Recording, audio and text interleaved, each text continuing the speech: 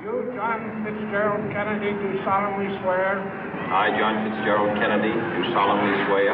That you will faithfully execute the office of President of the United States. That I will faithfully execute the office of President of the United States. And will, to the best of your ability. And will, to the best of my ability. Preserve, protect, and defend the Constitution of the United States. Preserve, protect, and defend the Constitution of the United States. So help you God. So help me God.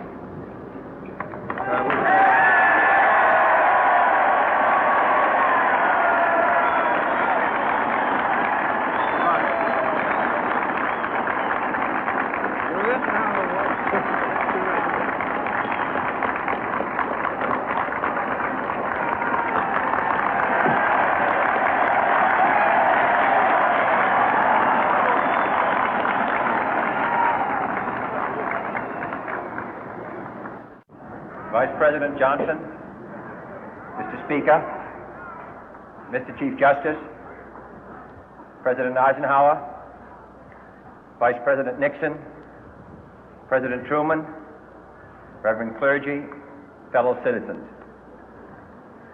We observe today not a victory of party, but a celebration of freedom, symbolizing an end as well as a beginning, signifying renewal as well as change.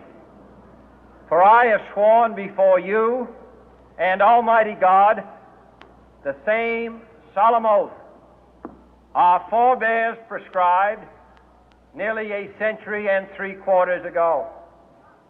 The world is very different now, for man holds in his mortal hands the power to abolish all forms of human poverty and all forms of human life. And yet the same revolutionary beliefs for which our forebears fought are still at issue around the globe. The belief that the rights of man come not from the generosity of the state, but from the hand of God. We dare not forget today that we are the heirs of that first revolution.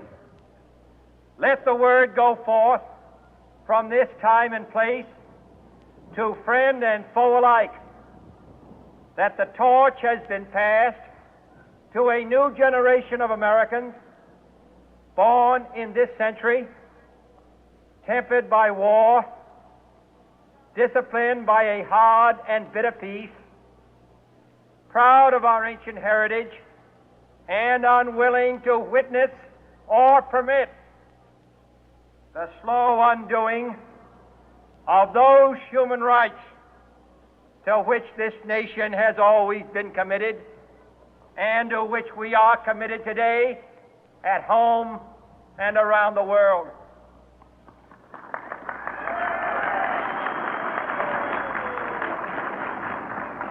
Let every nation know, whether it wishes us well or ill, that we shall pay any price, bear any burden, meet any hardship, support any friend, oppose any foe to assure the survival and the success of liberty.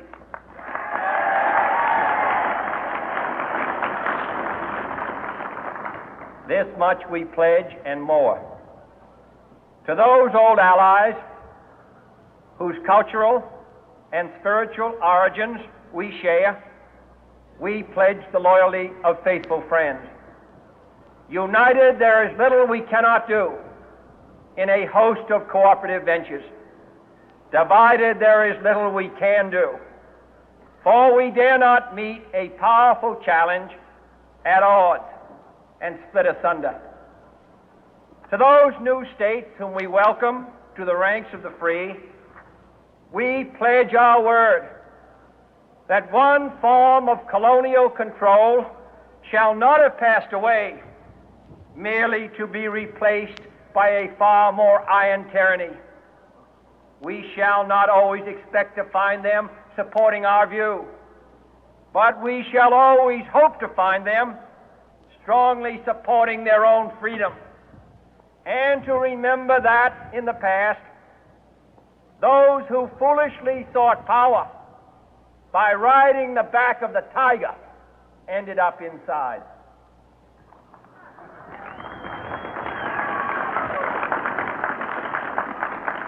To those people in the huts and villages of half the globe struggling to break the bonds of mass misery, we pledge our best efforts to help them help themselves for whatever period is required, not because the communists may be doing it, not because we seek their votes, but because it is right.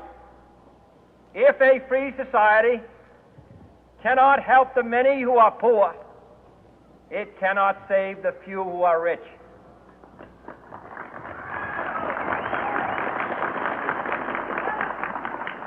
To our sister republics south of our border, we offer a special pledge to convert our good words into good deeds, in a new alliance for progress, to assist free men and free governments in casting off the chains of poverty.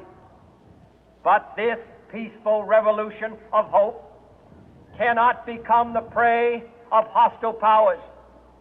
Let all our neighbors know that we shall join with them to oppose aggression or subversion anywhere in the Americas. And let every other power know that this hemisphere intends to remain the master of its own house.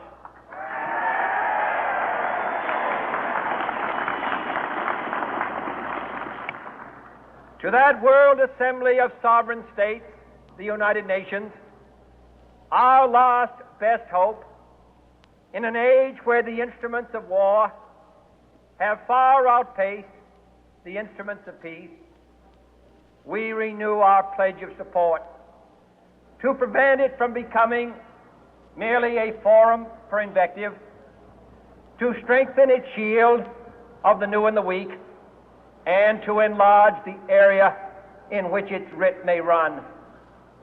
Finally, to those nations who would make themselves our adversary, we offer not a pledge, but a request that both sides begin anew the quest for peace.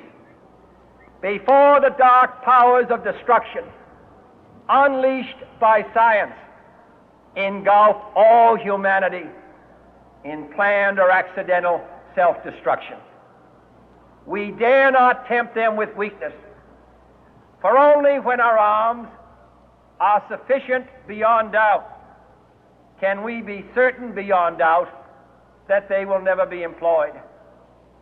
But neither can two great and powerful groups of nations take comfort from our present course, both sides overburdened by the cost of modern weapons, both rightly alarmed by the steady spread of the deadly atom, yet both racing to alter that uncertain balance of terror that stays the hand of mankind's final war.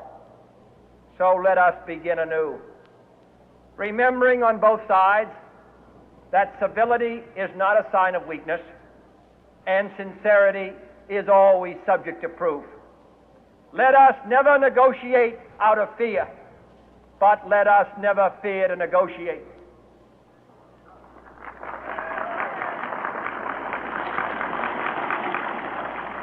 Let both sides explore what problems unite us, instead of belaboring those problems which divide us. Let both sides, for the first time, formulate serious and precise proposals for the inspection and control of arms, and bring the absolute power to destroy other nations under the absolute control of all nations.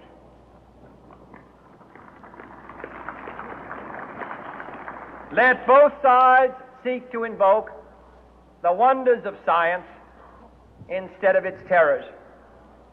Together let us explore the stars, conquer the deserts, eradicate disease, tap the ocean depth, and encourage the arts and commerce. Let both sides unite to heed in all corners of the earth the command of Isaiah to undo the heavy burden and let the oppressed go free. And if a beachhead of cooperation may push back the jungle of suspicion, let both sides join in creating a new endeavor, not a new balance of power, but a new world of law, where the strong are just and the weak secure and the peace preserved.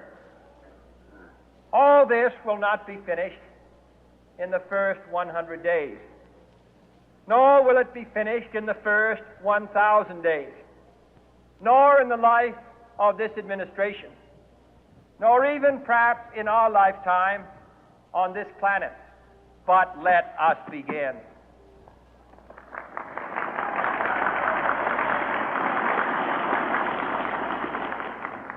In your hands, my fellow citizens, more than mine, will rest the final success or failure of our course. Since this country was founded, each generation of Americans has been summoned to give testimony to its national loyalty. The graves of young Americans who answered the call to service surround the globe. Now the trumpet summons us again, not as a call to bear arms, though arms we need, not as a call to battle, though in battle we are, but a call to bear the burden of a long twilight struggle, year in and year out, rejoicing in hope, patient in tribulation, a struggle against the common enemies of man, tyranny, poverty, disease, and war itself. Can we forge against these enemies a grand and global alliance, north and south, east and west, that can assure a more fruitful life for all mankind? Will you join in that historic effort?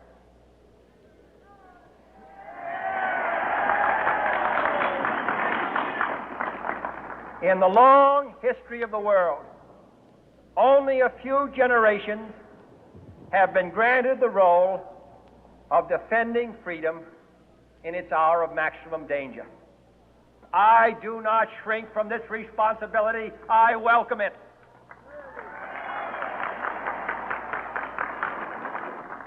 I do not believe that any of us would exchange places with any other people or any other generation.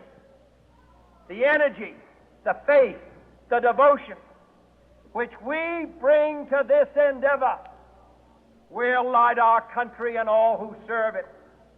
And the glow from that fire can truly light the world.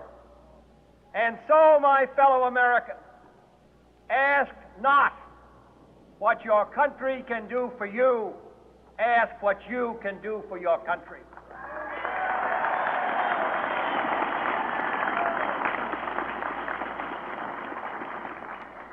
My fellow citizens of the world, ask not what America will do for you, but what together we can do for the freedom of man.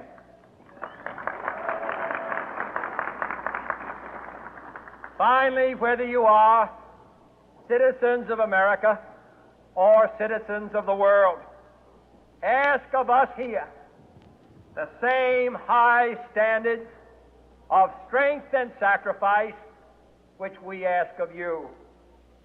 With a good conscience, our only sure reward, with history the final judge of our deeds, let us go forth to lead the land we love, asking His blessing and His help, but knowing that here on earth God's work must truly be our own.